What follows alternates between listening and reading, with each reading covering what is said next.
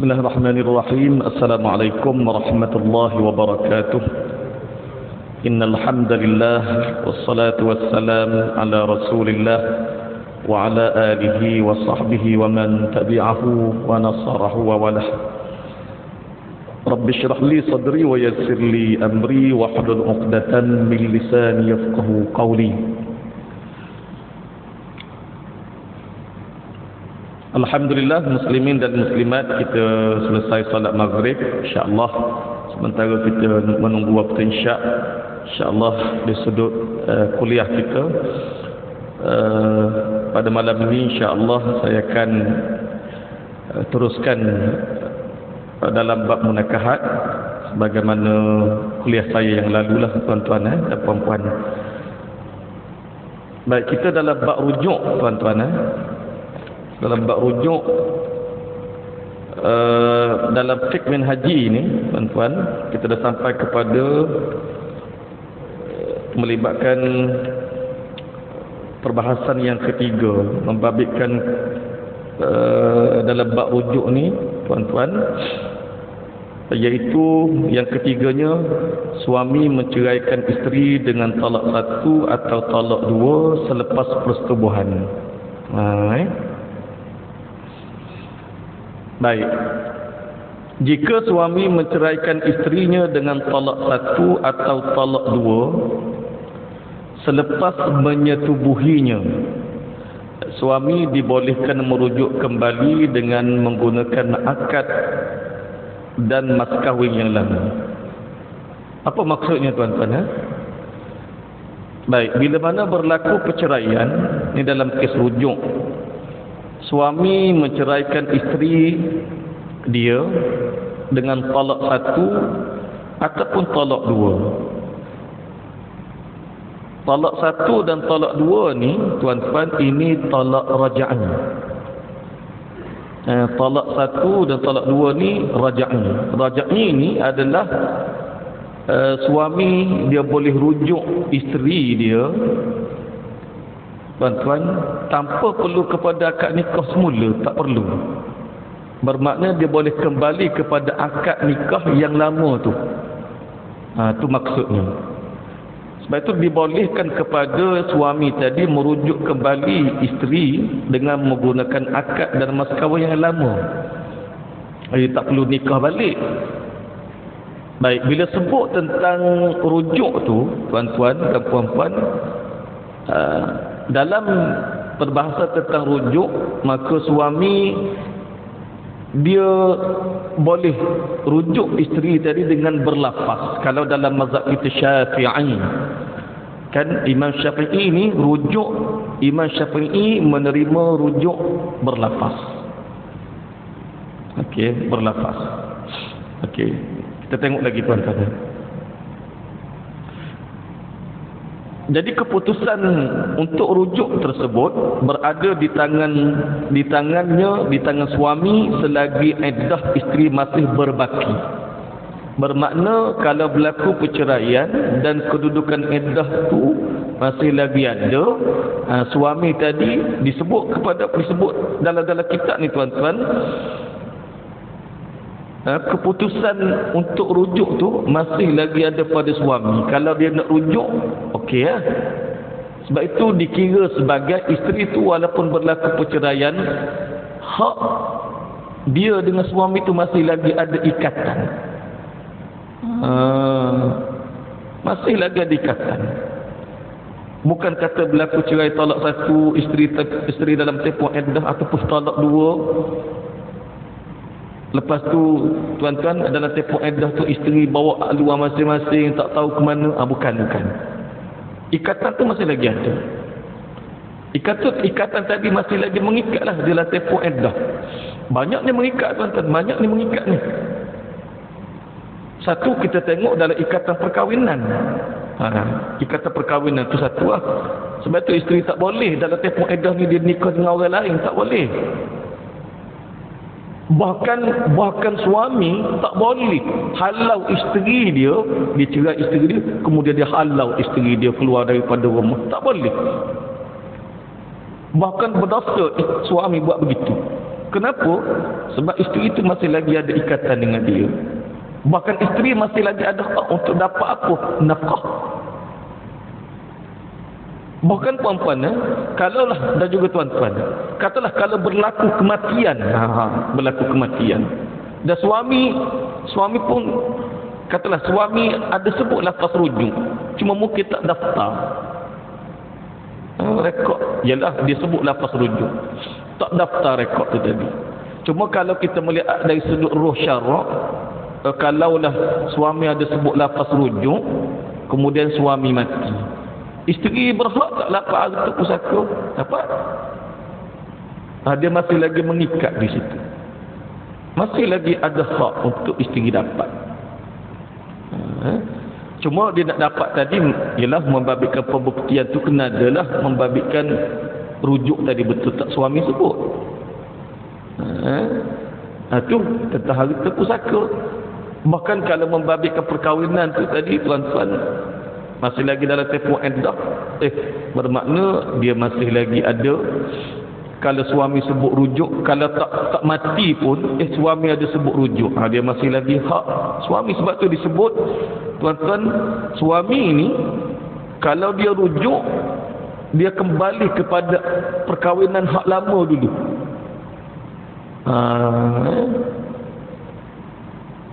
Dan keputusan suami bila mana berlaku cerai, talak 1, 2 ni tuan-tuan, selepas persetubuhan, keputusan untuk rujuk tadi adalah pada suamilah, suami. Dia bukan pada tangan isteri, bukan pada isteri. Sebab tu disebut keputusan tersebut berada di tangannya, tangan siapa? Suami. Kalau suami tak nak rujuk lah sebagai contoh, tiba-tiba isteri kata, bang, I rujuk dengan you. Tak jadi. Tak jadi. Walaupun suami memang tak nak, tapi isteri yang nak berkhabar-khabar, isteri pun sebut, bang, I rujuk you. Tak jadi. Tapi kalau suami,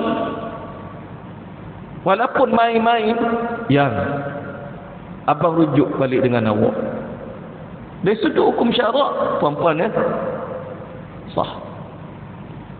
Sah. Bila sah tadi, tuan-tuan, masih lagi suami isteri. Dari sudut syarak. Cuma saya sebut tadi tuan-tuan, ialah dia tak daftar lagi tuan-tuan, itu satu hal lah. Cuma dari sudut roh syarak tadi. Jadi sebab itulah tuan-tuan muslimin muslimat, kita bila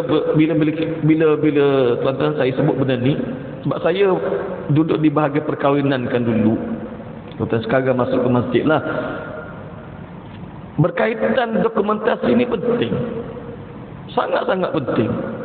Kalau berlaku isu macam contoh tadi, membabitkan pertikaian, sama ada kedudukan harta pusaka ataupun kedudukan perkahwinan itu sendiri, maka dokumen-dokumen ni penting. Sebab tu rekod tuan-tuan kena ada.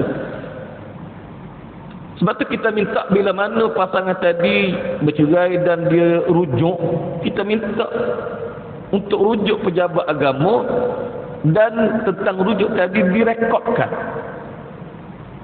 Direkodkan. Sebab itu masa saya di jabatan tuan-tuan, sebab masa tu atas kuasa pendaftar, dan rujuk tadi berlaku di hadapan saya, dan juga saya membabitkan pasangan yang rujuk, kita akan tengok balik bila mana dari sudut syaraknya sah, kita akan rekod. Dia akan ada dokumentasi tentang rujuk. Siji rujuknya akan ada tuan-tuan. Siji rujuk tu akan ada. Sebab dia dengan siji rujuk ni tadilah dia sebagai bukti bila mana berlaku apa-apa depan hari tu nanti. Tuan-tuan, tuan-tuan. Sebab boleh kadang-kadang ialah dia duduk sekali, tuan-tuan, dia tak pergi pejabat agama, rekodnya tak ada. Kita pula contoh, kalau mungkin boleh berlaku, dia perlu duduk dalam satu taman, di flag sebagai contoh. Orang tahu dia bercerai, tiba-tiba bila macam mana dia boleh duduk sekali, kan dia bercerai dah. Tuan-tuan, mungkin ada yang tak jelas, dia akan jadi kecoh mungkin, tuan-tuan. Bila masa tuan-tuan yang maklum kita bermasyarakat kan, kita hidup, Sebab itu dia perlu tuan-tuan. Okey, jadi kita belajar dari tadi tuan-tuan, keputusan di tangan suami itu masih lagi ada dalam tempoh iddah itu. Isteri dalam tempoh iddah, isterinya yang masih berbaki. Baik, kita berbicara tentang ni tuan-tuan, yang boleh rujuk dalam tempoh iddah. Siapa yang kita ambil dalil kat mana? Daripada Quran, daripada ayat Allah Subhanahu wa taala di dalam surah Al-Baqarah ayat 228. Wa bu'ulatuhunna ahaqqu bi raddihinna fi dzalika in aradu islaha. Dan suami-suami, tengok, dan suami-suami berhak mengambil kembali. Apa maksud mengambil kembali? Rujuk.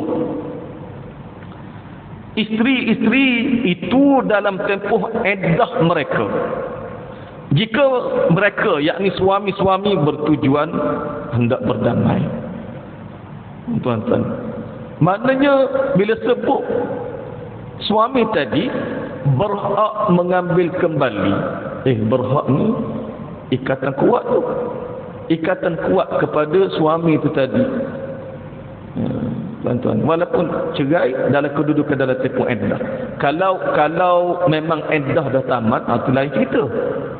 Tapi iddah ni, sebab itu tuan-tuan, saya masa saya duduk dengan kes dulu, tuan-tuan, saya pernah cerita dulu tuan-tuan, masa kita bicara tentang rujuk ni, saya pernah sebut dulu tuan-tuan, ada orang nikah tuan-tuan di wilayah persekutuan dulu, suami dia sebut lapas rujuk, abang rujuk balik dengan awak. Masa tu isteri tak peduli, sebab dia tak nak lah, mana begitu tuan-tuan, perempuan tak nak. Kemudian dia pun berpindah ke Selangor.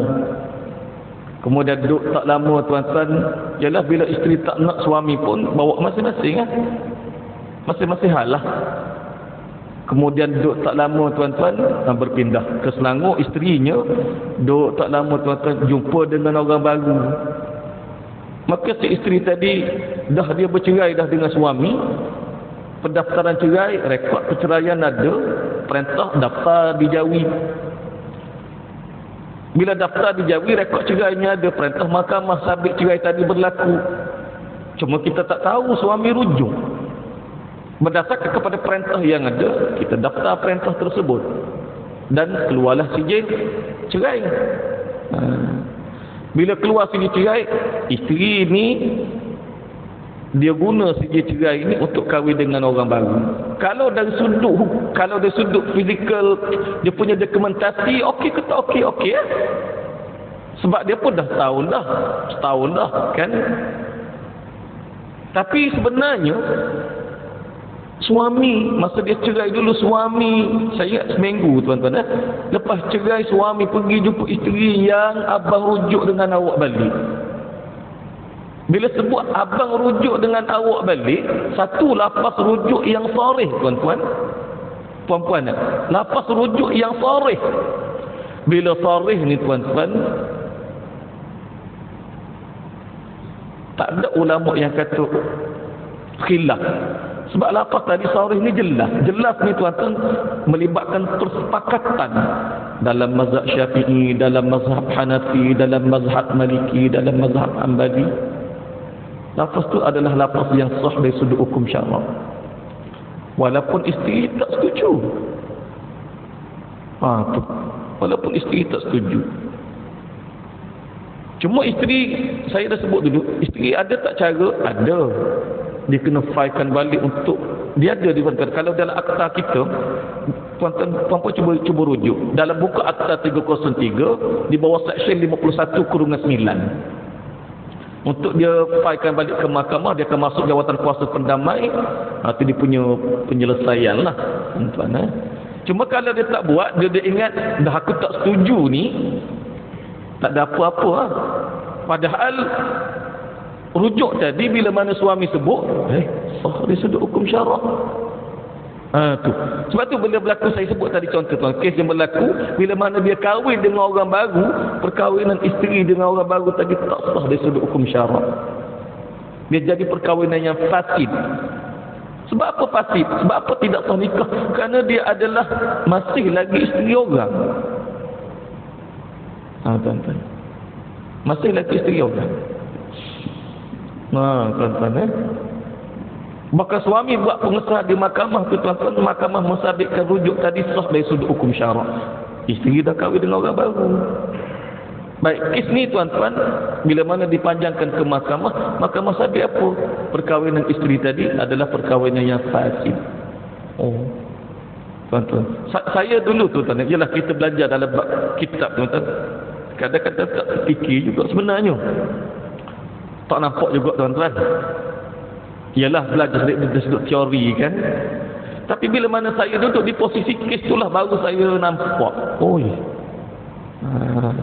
Bila mana saya handle kes tadi, kes rujuk ni. Jadi tuan-tuan, sebab tu kita minta bila mana kalau membabitkan perceraian puan-puan, talak satu, talak dua dan perceraian tadi, kedudukan isteri tadi ni dalam kes ni. Isteri tadi duduk dengan suami dia dan berlaku persetubuhan dia dengan suami tu. Berlaku persetubuhan dia dengan suami. Kemudian eddah tadi ada. Suami sebut lafaz rujuk ni. Ni tuan-tuan sebab tu jujurlah. Makna kalaulah dia dapat perintah mahkamah, kalau dia pergi pejabat agama, tolong bagi tahu bahawa je suami ada sebut lafaz rujuk. Biasanya kita di peringkat tuan-tuan, di peringkat pejabat agama ni kita akan tengok bila mana ada isteri sebut gitu, ni kita akan tengok balik. Biasanya kita akan tengok lebih teliti lah. Sebab itu tuan-tuan, masa saya duduk di bahagian perkahwinan, saya pernah jaga cerai. Dan saya juga jaga rujuk. Maka kes ni tuan-tuan, saya minta anak buah saya bila mana ada membabitkan pendaftaran perceraian daripada pihak-pihak ini yang bawa perintah cerai nak daftar ni tuan-tuan, saya akan minta anak buah saya untuk selidik tanya, ada tak suami sebut lafaz cerai? Kalau dia ada, minta tahan dulu sekejap untuk kita tengok dengan lebih teliti. Kok tadi dia ingat bila suami sebut lafaz tadi, dia pun relax, tak ada apa. Walhal dia ada kaitan persabitan tu. Di situ tuan-tuan. Baik, berbalik kepada ayat dalam surah Al-Baqarah tu tadi, wa bu'ulatukunna ahaqqu bi raddihinna fi dzalika in aradu islaha. Suami-suami berhak mengambil kembali, yakni rujuk. Mengambil kembali itu dia memberi pengertian rujuk kepada isteri-isteri dalam tempoh iddah. Kalau suami tadi dia bertujuan hendak berdamai, tuan-tuan, bahkan itulah yang sepatutnya. Cuma tuan-tuan, ada dalam ayat perbahasannya, kalaulah suami rujuk isteri semata-mata nak aniaya, dosa. Sebab itu bila mana membabitkan penganiayaan, Islam tak bagi. Cuma dari sudut soal hukum tadilah, sebutan lafaz tadi sah atau tidak sah, dari sudut hukum syarak. Dan firman Allah Subhanahu wa taala lagi tuan-tuan dalam surah Al-Baqarah ayat 229, dari sudut terjemahnya tuan-tuan, talak yang boleh dirujuk kembali itu hanya 2 kali. Sesudah itu bolehlah ia rujuk dan dipegang terus isterinya itu dengan cara yang sepatutnya, atau dilepaskan dengan diceraikan dengan cara yang baik. Maknanya tuan-tuan, kalau dari sudut soal hukum tu tadi ialah, kalau tanya dari sudut ruh syaraknya, lepas cerai kemudian suami sebut abang rujuk dengan awak balik, sah dari sudut hukum syarak. Cuma tuan-tuan, dari sudut dokumentasi tadi, bila mana berlaku macam tu, sebab itu kita minta dari sudut prosesnya, nanti pergilah ke mahkamah, kemudian dari sudut pengesahan cerai tadi ada, dan rujuk tadi, rujuk pejabat agama, kita ada rekod pendaftaran cerai. Sebab apa? Sebab kita nak jaga masalah di kemudian hari yang mendatang, kita tak tahu apa benda yang berlaku. Kalaulah berlaku sebarang pertikaian sebagai contoh, mana bukti? Apa bukti yang tadi perlu? Sebab itu tuan-tuan muslimin muslimat, saya dijawi dulu, saya banyak mahkamah lah tuan-tuan ya. Bila mana saya kadang-kadang di Sapina ni saman hadir untuk bagi keterangan. Maka bila bagi keterangan tuan-tuan, sebab itu saya secara tak langsungnya belajar berkaitan sebarang dokumentasi ini penting. Contoh dalam bab rujuk, tarikh rujuk bila berlaku. Tuan-tuan ya? Macam dulu saya tanda tangan siji cerai. Saya tanda tangan siji rujuk dan siji nikah. Pendaftar dia ada kuasa, tuan-tuan. Kalau siji cerai wilayah ni, yang tanda tangan ketua pendaftar aja. Orang lain tak boleh. Dia mesti melibatkan ketua pendaftar. Tapi kalau rujuk dengan nikah, pendaftar boleh tanda tangan. Macam saya, bila mana saya tanda tangan tadi, dia melibatkan rekod. Dan rekod ni akan hidup, tuan-tuan. Macam sekarang ni, tuan-tuan. Kalau tanda tangan tadi, saya tanda tangan, mungkin saya berpindah ke jabatan lain. Sekarang ni saya duduk di Masjid Ar-Rahimah Kampung Pandan. Kalaulah berlaku isu, tuan-tuan, isu hak yang saya tanda tangan tadi, dia akan rujuk balik. Siapa tanda tangan? Begitu. Betul, kadang-kadang saya dengan jawi pun tuan-tuan di bagi perkahwinan dah terlibat balik dalam isu-isu yang lama. Tuan-tuan isu yang lama. Baik, macam rujuk tadi jelas. Dia tuan-tuan sebenarnya dia punya pada dokumentasi ni tuan-tuan dia punya ialah kalau kita kata dari sudut mungkin technical issue. Saya ingat tuan-tuan walaupun dia punya technical issue, tarikh, tanda tangan, mungkin kita kata benda ni biasa. Tak, tuan-tuan. Dalam isu-isu berkaitan dengan mahkamah sangat-sangat penting benda ni. Tuan-tuan, saya tuan-tuan macam saya pernah pergi ke bila mana saya di Sapina di Mahkamah Kuantan. Saya pernah sebut dulu tuan-tuan. Saya ulang balik. Ada kes membabitkan orang wilayah. Pasangan tu dia kahwin di wilayah katanya. Siji nikah tadi ada yang photostat. Kemudian dia berpindah ke Kuantan. Bila duduk di Kuantan mati pasangan. Bini dia meninggal. Maka bila isteri tadi meninggal tuan-tuan, dia ada yang photostat tu, siji nikah yang photostat tuan-tuan. Maka adalah dia ada buat tuntutan harta pada masa tu. Dan masuk mahkamah di Kuantan minta sijil ni disahkan betul ataupun tidak yang dikeluarkan sijil nikah ni jawi keluarkan. Masa tu saya ketua unit nikah wilayah Persekutuan Kuala Lumpur. Tuan-tuan, jadi kes ni bila mahkamah Sabina pendaftar, maka saya hadirlah atas kapasiti pendaftar di Jawi. Kebetulan saya pun duduk di bahagian unit nikah. Saya ketua unit nikah pada waktu itu. Maka pergilah tuan-tuan. Saya pergi memang saya study dah. Saya pun dah tengok dah ada maklumat berkaitan segi nikah tadi. Yang photostat. Tuan-tuan, bila mana saya tengok segi nikah yang photostat tadi, sebenarnya segi nikah ni bukan segi nikah wilayah. Bukan segi nikah wilayah. Segi nikah ni adalah segi nikah palsu. Tuan-tuan, yang palsu. Baik. Bila masuk mahkamah tuan-tuan, dia ada peguam dia. Tuan-tuan. Bila ada peguam dia, biasanya peguam biasalah dia akan attack kita dari sudut dokumentasi yang ada. Dan saya maklum pada mahkamah kata yang Arif, segi nikah ni adalah palsu. Macam mana ustaz tahu segi nikah palsu? Masa tu tuan-tuan saya kata sijil ni palsu tuan yang Arif.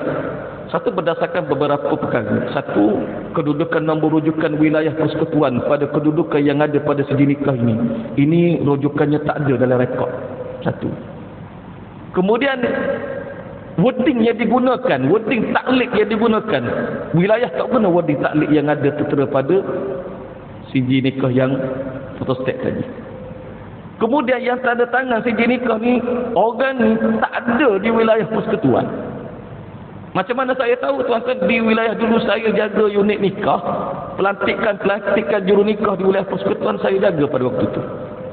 Siapa wali hakim, siapa pendaftar yang dilantik yang ada kuasa. Masa tu saya terlibat, dan saya juga terlibat dengan untuk bentang juga paper di majlis agama. Sebab tu adalah pengetahuan sedikit, tuan-tuan. Maka kalau duduk di unit nikah, sudah pasti kedudukan siapa-siapa juru nikah dalam wilayah persekutuan di bawah pengetahuan lah. Saya kata orang ni tak ada yang arif, tak ada nama sekian ni di wilayah persekutuan yang dia ni adalah sebagai pendaftar nikah. Pembuktian kita tunjuk. Jadi jelas tadi membabitkan semua dokumen tadi adalah palsu. Bila palsu, tuan-tuan, macam mana dia kahwin? Siapa yang nikahkan dia? Betulkah dia kahwin? Sebab benda palsu, tuan-tuan. Benda palsu. Mungkin tak nikah. Tuan-tuan, saya pernah jumpa sepanjang 10 tahun saya dengan kes ni, tuan-tuan. Saya pernah jumpa siji cerai palsu, siji nikah palsu, siji mati palsu. Tak terfikir benda-benda gitu, tuan-tuan. Tak pernah terfikir. Ini kita cerita dalam ni lah, tuan-tuan, berkaitan dengan perkahwinan lah. Sebab itu, tuan-tuan, pentinglah membabitkan dokumentasi itu tadi. Baik, berbalik kepada rujuk tadi pun sama, tuan-tuan. Kalau membabitkan berlaku perceraian, kata suami ada rujuk, apa pembuktian rujuk? Apa pembuktian? Mungkin isteri kata, ya suami saya ada rujuk, suami saya ada rujuk. Contoh. Kalaulah berlaku suami tadi mati. Contoh mati. Macam mana dia melibatkan pembuktian? Rekod rujuk pun tak ada sebab dia tak pergi pejabat agama. Tuan-tuan. Cuma penyelesaian ada ke tak? Ada. Dia boleh buat pengesahan lepas rujuk di mahkamah. Cuma dia akan jadi perjalanan masanya. Prosesnya akan ada. Prosesnya akan ada, puan-puan. Sebab itu dia masalah tadi kita nak jaga dah. Baik. Tuan-tuan muslimin dan muslimat yang dikasihi sekalian, dalam fiqh minhaji ni cara-cara rujuk disebut untuk kembali semula kepada ikatan nikah, untuk kembali semula kepada ikatan nikah cukuplah dengan suami berkata, ini kita belajar dalam bab lafaz. Cukuplah suami berkata, aku rujuk engkau kembali kepada perlindungan dan akad nikahku. Itu bahasa panjang lah. Tapi memadai dah kalau suami sebut, abang rujuk balik dengan awak, I rujuk balik dengan you, saya rujuk awak kembali. Itu lafaz. Itu lafaz. Sebab itu dalam mazhab kita Syafi'i, tuan-tuan, dia mesti berlafaz. Berlafaz. Tuan-tuan, kalau membabitkan perbuatan ni makna dia maksud di situ perbuatan ni persetubuhan. Tuan-tuan, dalam mazhab kita Syafi'i, Imam Syafi'i tak terima perbuatan. Imam Syafi'i berlafaz. Cuma kalau kita merujuk kepada mazhab lain, ada pensabitan rujuk sekiranya ada niat atau perbahasan lah, tuan-tuan. Cuma kalau kita letak dalam, yalah tuan-tuan, dalam mazhab kita Syafi'i ini, dia berlafaz. Berlafaz, tuan-tuan. Kalau perbuatan berlaku, suami tak sebut pun lafaz rujuk, tapi dia pergi rumah isteri dia, berlaku persetubuhan dia dengan isteri dia, macam mana? Sebab tuan-tuan, yang ni saya mengambil pengalaman yang saya handle pada kes ni, tuan-tuan. Ni pihak-pihak datang pada saya pada waktu itu dan menceritakan sebagaimana dia duduk dengan suami, suami datang pada dia dan berlaku persetubuhan. Maka kes ni, tuan-tuan, masa tu saya minta kes ni difailkan ke Mahkamah Syariah di Jalan Duta pada waktu itu. Dan pasangan ni buat dia pergi ke mahkamah, dibuat permohonan pengesahan lepas rujuk. Masa tu, tuan-tuan, bila saya ingat dalam tempoh 14 hari daripada tarikh dia pergi jumpa saya, kemudian ke mahkamah, tuan-tuan, lepas 14 hari dia datang balik dengan dia mengemukakan perintah penghakiman pengesahan lafaz tadi. Masa tu mahkamah sabit rujuk tadi sah. Bila mahkamah sabit rujuk sah tuan-tuan, maka pada masa tu tuan-tuan, kami di peringkat pejabat agama kita akan daftar rujuk. Sebab mahkamah sabit sah dari sudut hukum syarak. Tuan-tuan, pada masa itulah tuan-tuan. Cuma saya ada jumpa dengan sahabat saya di mahkamah hari itu tuan-tuan, saya tanya masalah ni. Ni maknanya di sini peringkat mahkamah. Cuma saya rujuk ni sahabat saya sebagai pendaftar mahkamah ya. Sebab dia yang jaga kes, untuk kes tadi dia masuk ke kamar hakim ke bilik, ke dewan ni, dewan untuk perbicaraan, dia jaga. Cuma dia kata pada sekarang ni mahkamah akan tengok balik bila mana membabitkan lafaz rujuk yang melibatkan perbuatan. Ada mahkamah tak sabit, ada mahkamah tak sabit. Tuan-tuan, tak sabit tadi makna mungkin berpegang kepada mazhab Syafi'i tak berlaku. Cuma tuan-tuan, saya bagi kes macam ni, apa-apa ceritanya di mahkamah lah untuk pengesahan. Sebab itu tuan-tuan muslimin muslimat, bila mana timbul benda gini, jalan yang terbaik dia kalau si suami isteri ni, pihak-pihak ni, untuk penyelesaian pada dia orang, pada masalah mereka ini, jalan yang terbaik bila mana berlaku kepada mereka sebegini, dia bukan tanya orang. Dia tanya orang ni, tanya orang tu, tanya orang ni. Saya ingat kalau tanya tuan-tuan, mungkin jawapan mungkin berbeza-beza. Dan saya cukup yakin mungkin jawapan berbeza-beza. Jadi kita nak satu keputusan yang jelas, maka yang terbaiknya dan memang yang kena buatnya adalah failkan ke mahkamah permohonan pengesahan lafaz rujuk. Saya pun di jabatan pada waktu itu tuan-tuan, kalau ragulah, kita pun ragu juga, maka kita akan panjang kes ni ke mahkamah untuk pengesahan lafaz rujuk tadi. Maka di peringkat mahkamah lah yang ahli hakim, sebab bila mana membabitkan kedudukan hakim ini, dia ada bidang eksklusif bagi dia untuk berijtihad dalam menentukan hukum berdasarkan pada keterangan-keterangan yang ada lah. Itu dia. Baik. Jadi berbalik kepada cara rujuk tadi, okey. Aku rujuk engkau kembali kepada perlindungan dan akad nikah tu. Akad nikah tu. Tu panjanglah tuan-tuan. Cuma kita berlafaz ni tadi memadai, boleh dah abang rujuk balik dengan awak. Okey. Kita duduk sama-sama balik. Itu dia agak kiasan. Kalau kias ni juga dia tertakluk kepada niat tu tadi tuan-tuan. Itu. Baik, pengakuan tersebut sunat. Okey, pengakuan tersebut sunat disaksikan oleh dua orang saksi. Baik, dalam mazhab kita Syafi'i, saksi ini adalah sunat. Saksi ini adalah sunat. Bahkan kalau saksi tak ada, saksi tak ada, adakah dari sudut syarak hukumnya sah? Contoh, suami sebut lafaz rujuk pada isteri dia, sayang, abang rujuk dengan awak balik. Saksi tak ada pun. Baik, lafaz rujuk sah ke tidak dari sudut hukum syarak? Sah. Walaupun saksi tak ada, walaupun saksi tiada, cuma saksi ada tu sunat. Sebab itu masa di pejabat agama tuan-tuan, bila mana ada membabitkan kes rujuk, kita minta saksi ada untuk mengambil tadi ya, sunat. Hukumnya di situ. Bahkan kalau saksi ada ni, maknanya kalau berlaku apa isu-isu berbangkit pun, maka penyaksian tadi ada. Bahkan hukumnya sunatlah. Okey. Berdasarkan kepada ayat Allah Subhanahu wa taala di dalam surah Talaq. Tuan-tuan, wa asyhidu dzawa adlin minkum. Dan adakah dua orang saksi yang adil di antara kamu semasa kamu merujukkan ataupun melepaskan. Maka kalau cerai juga pun tuan-tuan, ialah kadang-kadang berlaku cerai di rumah kan. Kadang-kadang berlaku, bukan kadang-kadang berlaku begitu adanya. Saksi tak ada pun, tapi suami sebut lafaz tadi di rumah. Tu cerai, juga rujuk.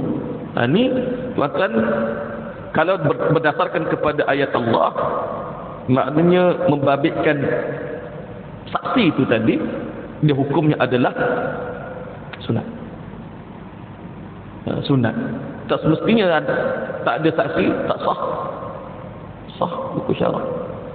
walaupun suami tak pergi pejabat agama atau walaupun suami tak pergi ke mahkamah, kalau cerainya dia lafaz di rumah. Sebab dia lafaz tuan-tuan. Baik, jika suami rujuk kembali, beliau masih lagi mempunyai baki talaknya. Apa maksudnya? Bermakna bila mana berlaku cerai dan kemudian suami tadi rujuk, bila rujuk kembali, dia kembali kepada perkahwinan yang lama tu. Okey. Dan kedudukan talak masih lagi berbaki. Maknanya kalau dia cerai isteri dia talak satu, kemudian dia rujuk kembali, maka tuan-tuan bilangan kedudukan talak yang ada dua lagi. Kalaulah dia cerai talak dua, maka bila mana dia rujuk, maka kedudukan ada satu lagi. Maknanya dia melibatkan ada pergerakan. Dia ada pergerakan. Okey. Beliau masih lagi mempunyai baki talaknya. Tanya ni tuan-tuan. Kalau isterinya diceraikan dengan talak satu, beliau masih mempunyai dua talak lagi. Jika isterinya diceraikan dengan talak dua, beliau hanya mempunyai satu talak sahaja lagi. Maknanya dia akan melibatkan pergerakan. Jika suami tidak rujuk kembali isteri sehingga selesai iddah, maka ketika itu suami tidak lagi mempunyai peluang untuk rujuk. Bermakna kalaulah tak rujuk, suami tak sembuh, habis dengan gitu, habis ya. Jadi tuan-tuan, kerana kita dekat isyak, kesimpulan, tuan-tuan, dia dalam bab rujuk, termasuk juga dalam bab cerai, dia jangan main-main. Bila berlaku kini, kita kena rujuk pada tempat yang sepatutnya, supaya ada rekod tak berlaku pertikaian di kemudian hari. Tuan-tuan, baik, sekadar itulah tuan-tuan, kita pun dah dekat dengan isyak. Mudah-mudahan kita belajar sedikit ini, kita dapat sedikit panduan ilmu, tuan-tuan. Saya pun cerita berdasarkan kepada pengalaman yang ada. Aqulu qawli hadza wa astaghfirullahal azim li wa lakum. Assalamualaikum warahmatullahi wabarakatuh. Bismillahirrahmanirrahim. Allahumma faqihna fid din. Allahumma 'allimna minhu ma jahilna wa dhakkirna minhu ma nasina. Wa sallallahu ala sayyidina Muhammad wa ala alihi wa sahbihi wasallam. Walhamdulillahi rabbil alamin. Taqabbalallahu minkum.